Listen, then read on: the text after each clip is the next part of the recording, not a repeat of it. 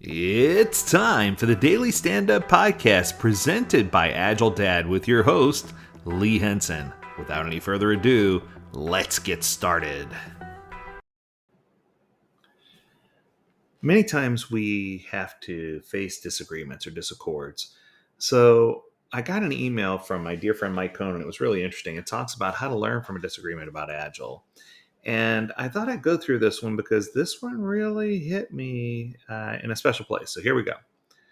So Mike writes, a reply I got recently from one of those weekly email tips began with, "Mike, you're wrong." The reply then went on to summarize that person's experience and how it led to his conclusion that I'm wrong. But in actuality, I wasn't wrong. But neither was he. Whenever I disagree with someone, I try to begin from the perspective that we're both right. Except in the case where Han shot first. He did. That's a Star Wars reference. And if you and I disagree and begin with the assumption that we're both right, we're going to have a better conversation instead of each of us trying to persuade the other that we're right. We instead try to figure out why we view something differently. Putting this in an angle context, our different opinions have been formed by the projects and teams that we've worked with. So if you're trying to think of this in an agile way, since our experiences were different, the conclusions we draw and opinions we form are different. Makes sense. As an example, suppose two people are arguing about how much upfront design should be done on an agile project. Their different opinions could arise from one having experience building very simple websites and the other having experience building very large complex systems in highly regulated domains. Another quick example would be I have a different opinion than those advocating no estimates, but rather than thinking they're wrong, I want to understand how their and my experiences could have led us to these differing opinions. Maybe we worked on different projects of different sizes, or we worked with different companies with different cultures or attitudes towards planning.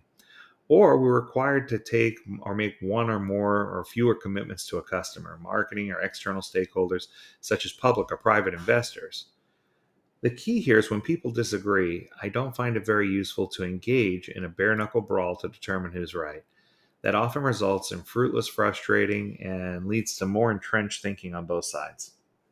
Figuring out why you may disagree is a much more productive and a super way to find yourself become successful with Agile. So, Mike, I just want to lay in and say, yes, this is one of those topics where I find that there are lots of people who disagree. In fact, I'm about to go have an audience with a bunch of them. So I feel like it's one of those things where when you're with a client or when you're with your peers and you have strong feelings about something, even if you know that history has proven, data has proven, statistics have proven, if you go in like gangbusters, you're going to wind up burning a bridge. One of the things that I've learned is it's a lot easier to meet people where they are and facilitate building bridges than it is to burn one of the few bridges you have left. It's important for us to know when to speak and how to speak, but it's also important for us to carry a stick, but not a stick to beat people with, but a stick to help people up if they're down, a stick to uplift people, a stick to help people lighten their load or ease their load. And I think that if we figure those things out, it's going to help us get past some of those simple disagreements. Most of the time, what I find is when there's a disagreement, it's just because you do things different than I do. And I feel like right now in this current state of affairs, whether it's media or social media, whatever the case may be, people are trying to cause contention and strife and trying to push us in different directions and trying to divide instead of unify. And I think that until we can share light and love, and until we can have unity, cohesiveness, until we can have love and equity, until we can have building relationships, it's going to be really difficult for us to sustain or to get better at what we do. And I'm not at all opposed to having disagreement because I can tell you right now, healthy disagreement leads to better innovation. But I do feel like it needs to be healthy disagreement and not exclusion. So in an effort to promote better diversity, equity, inclusiveness, I challenge you to take Mike's advice here.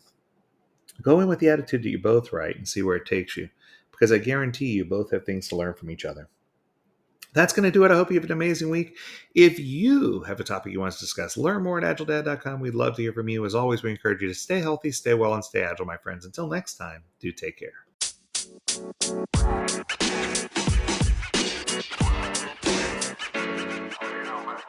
man.